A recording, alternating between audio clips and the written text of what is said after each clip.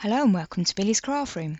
In part 1 of this tutorial I showed you how to cut your card and score it ready to make this gift box. In today's tutorial I'll show you how to finish the project.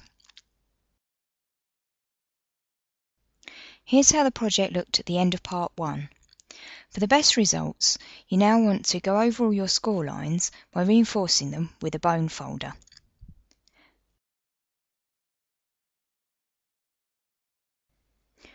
This is die cuts with a view scrapbooking card, so it is quite firm. To keep the score lines nice and straight, if you use a ruler and fold up to that, it stops the lines going off course. Repeat this for all the score lines on your project.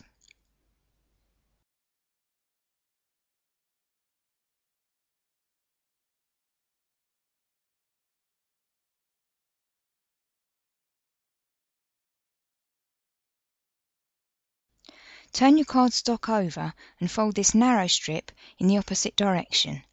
This is going to become the top part of your box.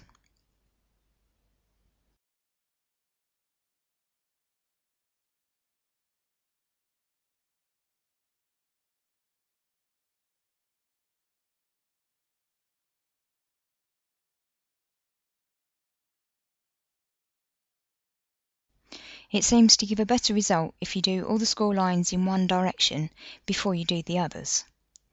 I've turned the cardstock over now and I'm going to reinforce all the score lines on these short folds. It's really worth doing this because if your score lines go off course, then your box won't line up properly and you won't be happy with the result. This is just teaching the card where you want it to go. The heavier cardstock that you use makes this more important.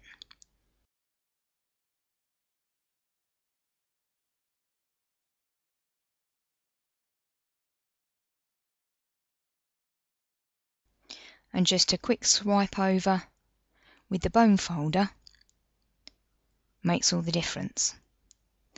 Now you need to find those little diagonal score lines,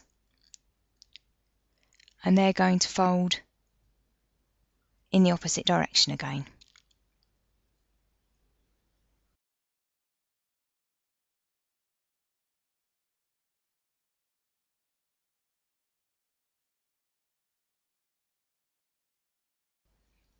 That's the end of the scoring.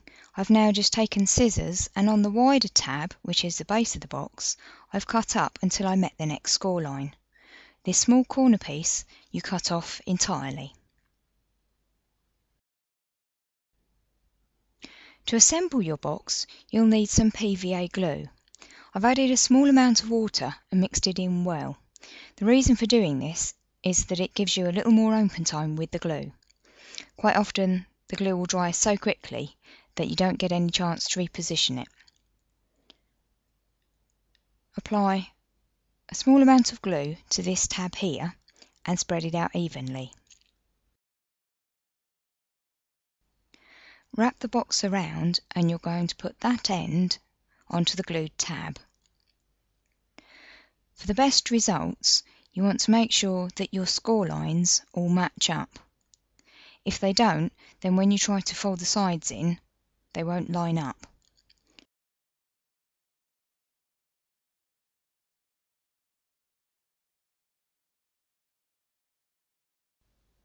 You might find it helpful to tap the box onto the table to see that it's lined up nicely. Put a paper clip or possibly a soft clothes peg onto the end here to make sure that it holds tight until the glue is set up. Allow the glue in this section to dry completely before you move on.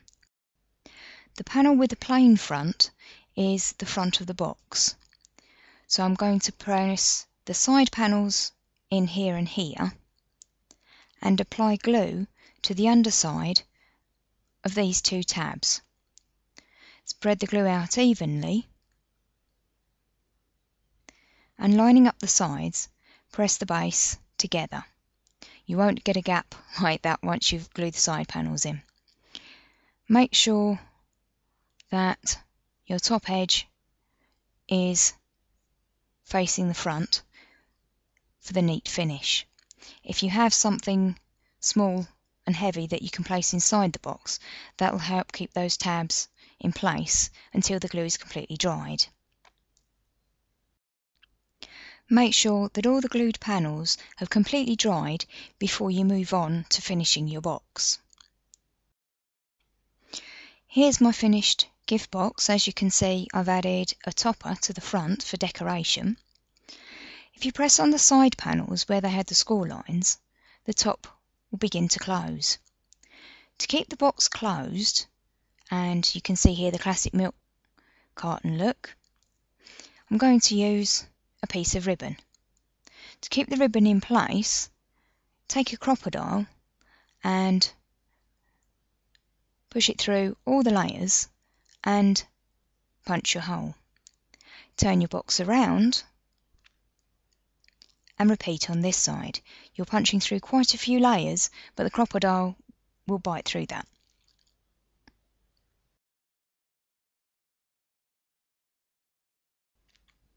I've threaded my decorative ribbon through all the holes on one side, across the back and through to the front. Pull on the ribbon to neaten it up. Make sure it's sitting nice and flat across the back and adjust it till you're happy.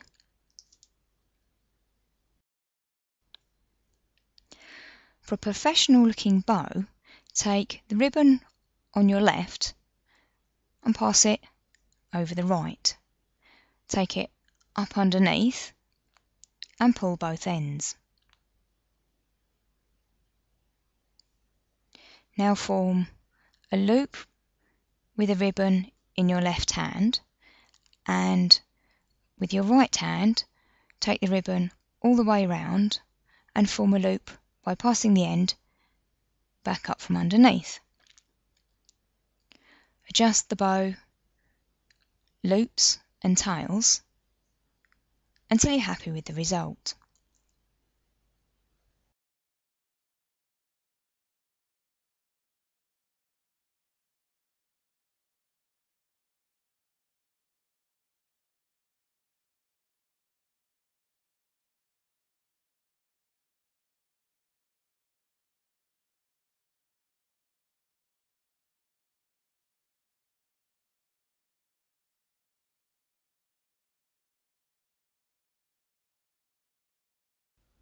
To create the decorative fishtail endings to your ribbon, fold the ribbon in half along its length, and then holding your scissors at an angle, cut off the very end of the ribbon.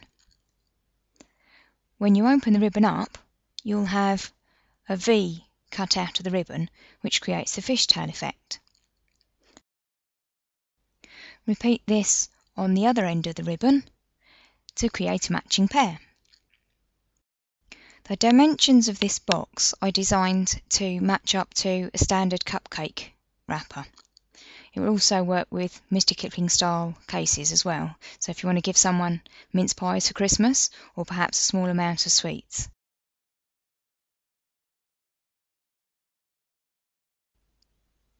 Hope you've enjoyed this tutorial. If you have any questions, do leave me a comment. Thanks for watching. See you soon. Bye bye. For more inspiration, please visit the blog on www.billiescraftroom.co.uk.